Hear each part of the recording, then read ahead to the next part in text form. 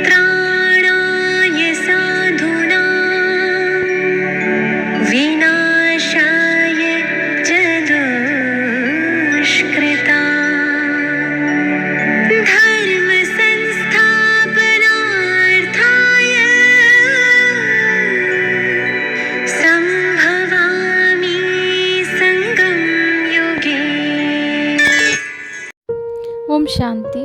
आप सभी को मेरे आध्यात्मिक चैनल पीस ऑफ माइंड में स्वागत है। आज का विषय वस्तु है गीता महात्म्य। ओम श्री परमात्मने नमः।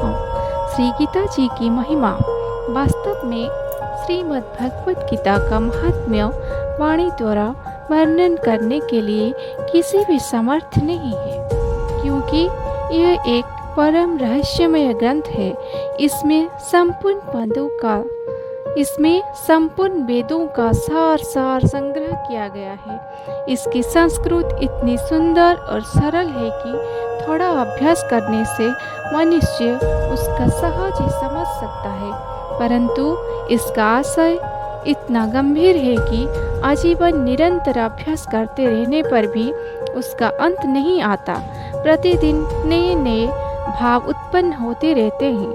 इससे यह सदैव नवीन बना रहता है एवं एकाग्रचित होकर श्रद्धा भक्ति सहित विचार करने से इसके पद पद में परम रहस्य भरा हुआ प्रत्यक्ष प्रतीत होता है। भगवान के गुण प्रभाव और मर्म का वर्णन जिस प्रकार इस गीता शास्त्र में किया गया है, वैसा अन्य ग्रंथ में मिलना कठिन है, क्योंकि प्राय ग्रंथ में कुछ न कुछ सांसारिक विषय मिला रहता है। भगवान ने श्रीमद् भगवत गीता रूप का ऐसा अनुपमेय शास्त्र कहा है कि जिसमें एक भी शब्द सदुपदेश खाली नहीं है। श्री वेदव्यास जी ने महाभारत में गीता जी का वर्णन करने के उपरंत कहा है, गीता सुगीता कर्तव्य किम्मने शास्त्र विस्तरैः या स्वयं पद्मनाभस्य मुखवत्वादिनी श्रुता। गीता सुगीता करने यज्ञ है, अर्थात श्री गीता जी को भली प्रकार पढ़कर अर्थ और भाव सहित अंतःकरण में धारण कर लेना मुख्य कर्तव्य है, जो कि स्वयं पद्मनाभ भगवान श्री विष्णु के मुखारविंद से निकली हुई है। अन्य शास्त्रों के विस्तार से क्या प्रयोजन है?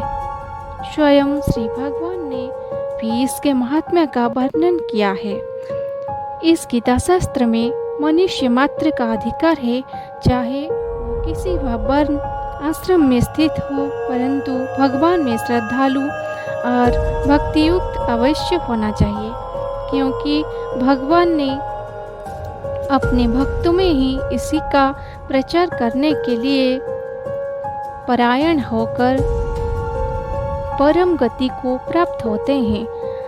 अपने अपने स्वाभाविक कर्मों द्वारा मेरी पूजा करके मनुष्य परम सिद्धों को प्राप्त होते हैं। इस सब पर विचार करने से यही ज्ञान होता है कि परमात्मा की प्राप्ति में सभी का अधिकार है, परंतु उक्त विषय के मर्म को न समझने के कारण बहुत से मनुष्य, जिन्होंने श्री गीता जी का केवल नाम मात्र ही सुना है, कह दिया करते हैं कि गीता तो केवल सन्यासियों के लिए ही है। वे अपने बालकों को भी इस भय से श्री गीता जी का अभ्यास नहीं कराते कि गीता के ज्ञान से कदाचित लड़का घर छोड़कर सन्यासी न हो जाए, किंतु उनका विचार करना चाहिए कि मोह के कारण क्षत्रिय धर्म से विमुख होकर भिक्षा के अन्नों से निर्वाह करने के लिए तैयार हुए अर्जुन ने जिस परम रहस्यमय गीता के उपदेश से आजीवन गृहस्थ में रहकर अपने कर्तव्य का पालन किया, उस गीता शास्त्र का यह उल्टा परिणाम किसी प्रकार हो सकता है। अतएव कल्याणी इच्छा वाले मनुष्य को उचित है कि मोह का त्याग कर अतिशय श्रद्धा भक्ति पूर्वक अपने बालकों को अर्थ और भाव के सहित श्री गीता जी का अध्ययन कराएं एवं स्वयं भी इसका पठन और मनन करते हुए भगवान के आज्ञानुसार साधन करने में तत्पर हो जाएं, क्योंकि अति दुर्लभ मनुष्य शरीर को प्राप्त होकर अपने अमूल्य समय का एक क्षण भी दुखमूलक क्षण भंगुर भोगों के भोग में नष्ट करना उचित नहीं है। ओम शांति।